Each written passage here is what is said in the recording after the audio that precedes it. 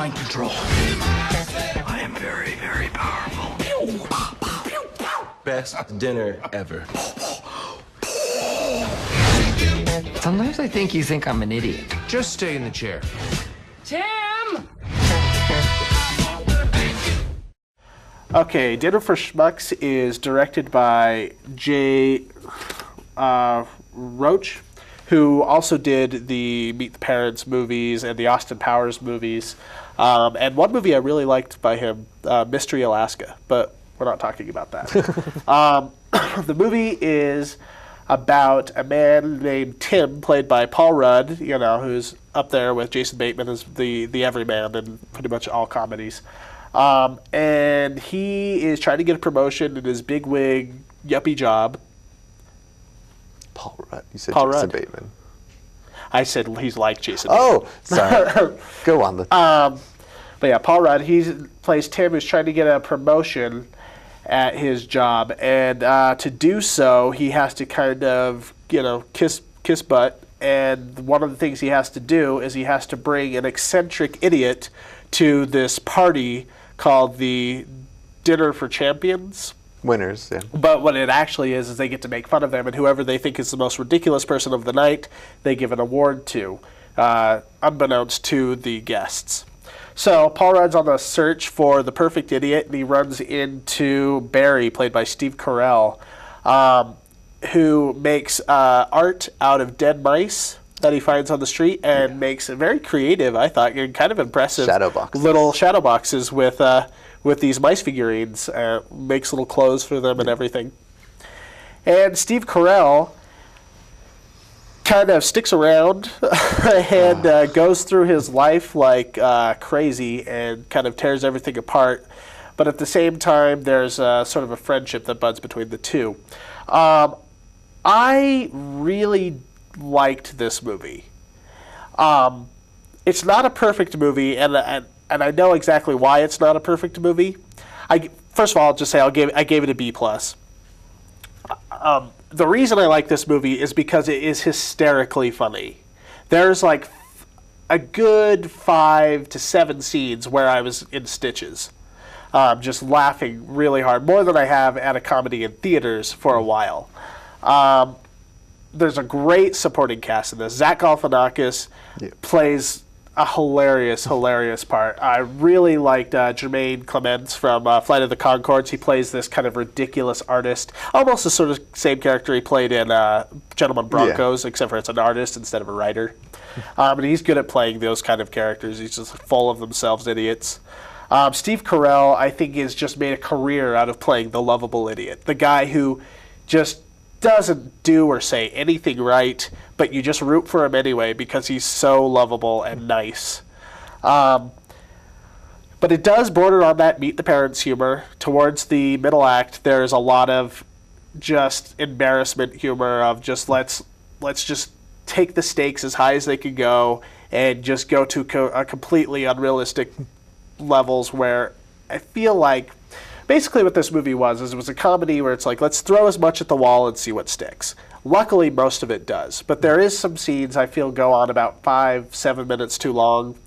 And they're like, well, we got them here. Let's see if we can do another joke and do another joke. And it's just some indiscriminate editing.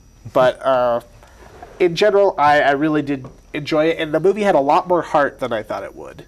And I'm glad that they actually bothered to make the Steve Carell character a character that I could care about. Well, I too enjoy this movie, and I normally hate embarrassing humor. Yeah. Embarrassing humor is the low blow for me. It's like I put Meet the Parents under scary movies.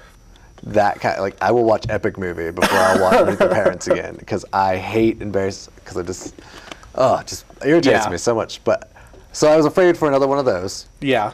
And I was pleasantly surprised. I think what some of the better parts of it is, because he's supposed, like, there's parts where he's more self-aware of that he's being embarrassing. Exactly. And you're like okay with it because you realize that he knows. His character is smart enough to know that he's that bad. And you're like, oh, okay, which is, I'm sure that's that appeal that makes him that lovable version. Exactly. I think, I wonder if anyone else had played that role if we get the same effect, because Carell has been playing these types of characters, of a 40-Year-Old Virgin and then The Office. But yeah, no. But the supporting roles are definitely 100%. Jermaine is So funny. Genius Any right scene now. with him. And Zach Galifianakis is, once again, those Hilarious. two, I love them both. And there was also a lot of fun little side characters, like his ex-girlfriend, who was just intensely insane. Yeah, Darla. And Darla. And I really like the Swiss couple, who were just they were idiots in themselves, but in a completely different way. So I liked that the movie was sort of just about the stupidity of humanity. Yeah. Yeah, so let's see. Well, I think the reason it doesn't have that meet the parents problem or those movies like that is because the Carrell character is a real character. Yeah. They bothered to develop him, and they make him into somebody you can kind of like. They give him a very serious backstory and stuff. Yeah, that actually was kind of heartbreaking. Yeah, I mean, that gets intertwined with the other random characters, and you're just like, wow. When he gives his little speech at the dinner, the dinner itself is the climax of the movie. So if from the trailers it looks like that's going to be either the whole movie or there's going to be a series of dinners. Had it been the whole movie, I'm sure it would have been Meet the Parents bad. But because they put more because to it actually kind of has an interesting structure, and I don't know if it's the structure's that interesting because it really is, it knew what it was doing, or if it's just an unstructured movie that sort of accidentally became interesting. But with the dinner being the climax, I really kind of like that.